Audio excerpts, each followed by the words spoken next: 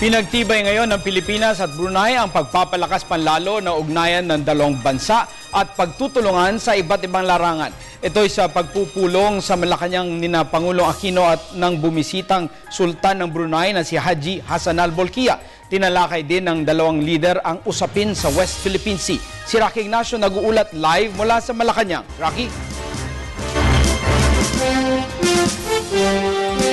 Maraming salamat, Attorney Mark. Nagkasundo nga si Pangulo Aquino at Sultan Haji Hassanal Bolkiah na lalo pang palakasin ang kooperasyon sa larangan ng maritime security, trade and investment.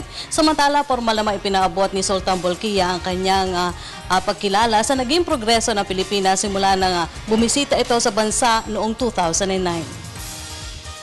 Nagkasundo sina Pangulo Aquino at Sultan Haji Hassanal Bolkiah ng Brunei Darussalam na ipagpatuloy ang pagtutulungan upang mapanatiling matatag ang economic, peace and security sa riyon. Sa para sa bumibisitang leader, sinabi ng Pangulo na nakapaloob dito ang pagsusulong sa pagbuo ng matatag na Code of Conduct sa loob ng ASEAN sa usapin ng maritime dispute. Katulad ng Pilipinas at China, ang Brunei ay may inaangking teritoryo sa West Philippine Sea. Your Majesty, on behalf of my countrymen, please accept my sincerest gratitude. Terima kasih.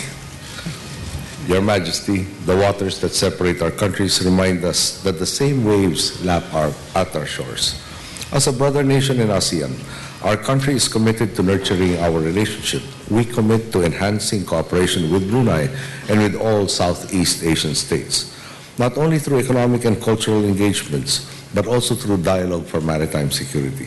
This is our pledge to continue working with our neighbors in implementing the commitments of ASEAN member states in the Declaration of the Conduct of Parties in the South China Sea and in moving forward with negotiations for the adoption of a Code of Conduct. Ipinabot rin ng Pangulo ang kumpiyansa na mabibigyan daan ang issue sa isasagawang pulong ng ASEAN sa kung saan dadalo ang Pangulo. Ang Brunei ang chairman na idaraos ng ASEAN Summit sa taong ito. I am confident that as our country takes on the mantle of chairmanship in ASEAN, the region will move further along the straight path towards harmony and sustainable progress. I look forward to working with Your Majesty in building a Southeast Asia that is truly an abode of peace for all peoples. Nauna nang nagsagawa ng state visit si Pangulo Aquino sa Brunei noong 2011. Muling pinasalamatan ng Pangulo ang Sultan sa pagtiyak ng kapakanan ng mahigit 20,000 Pilipino doon. Samantalang itong unang pagdalaw ni Sultan Bolkiah sa ilalim ng Administrasyong Aquino. Kilala nito ang malaking improvement ng bansa mula sa huli niyang pagdalaw sa Pilipinas taong 2008. Since my last visit here 5 years ago, I am much impressed by the progress and development which has taken place in the Philippines.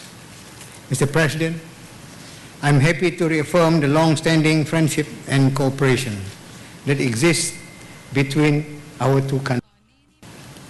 Over the years, our public and private sectors, as well as our peoples, have established close ties that reflect the quality and strength of our relationship. I'm pleased to see our governments working together on projects and initiatives in agriculture, education, defense, and more recently, in energy.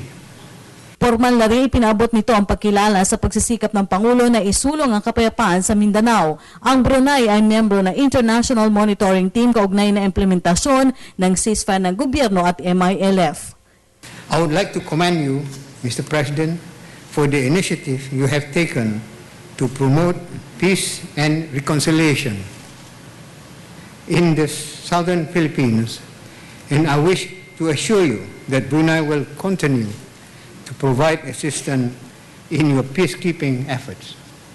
Mr. President, as ASEAN Chair for this year, Brunei will continue to work closely with the Philippines towards achieving concrete outcomes in economic growth and social progress and in promoting regional peace and stability. Masaya rin ipinaabot ng Sultan sa Pangulo ang malaking tulong ng mga Pilipino para palakasin ang dagdag oportunidad sa Brunei. Ilan sa mga inihain sa state luncheon ang duck, confit ravioli, scallop scale, carbonara, ube at durian ice cream. Ang okasyon ng huling bahagi na 2 araw na state visit ng Sultan sa bansa. At yan po ang ating pag-uulat mula dito sa Malacanang sa tulong ng RTVM. Ako po si Rocky Ignacio para sa Telebisyon ng Bayan.